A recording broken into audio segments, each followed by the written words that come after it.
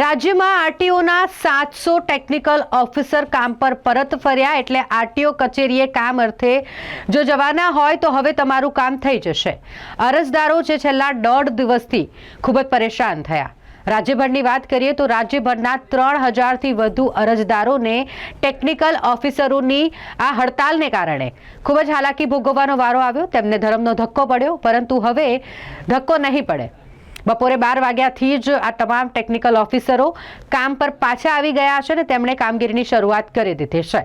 Technical officer RTO વિભાગના ગુજરાત રાજ્યભરના કે જેમના દ્વારા કેટલીક પડતર પ્રશ્નોની માંગણીઓને લઈને સોમવારના રોજ નો લોગિન ડે એટલે કે લોગિન નહીં કરીને વિરોધ વ્યક્ત કરવામાં આવ્યો અને આજથી આ તમામ કર્મચારીઓ માસ સીએલ પર ઉતરી જવાના હતા, પરંતુ સરકાર દ્વારા તેમની તમામ માંગણીઓને લઈને તેમની માંગણીઓ સ્વીકારવા માટેની અને આ વિશે ચર્ચા કરવા માટેની બાહેધરી આપી છે અને માટે આ તમામ કર્મચારીઓ કામ પર પરત ફર્યા।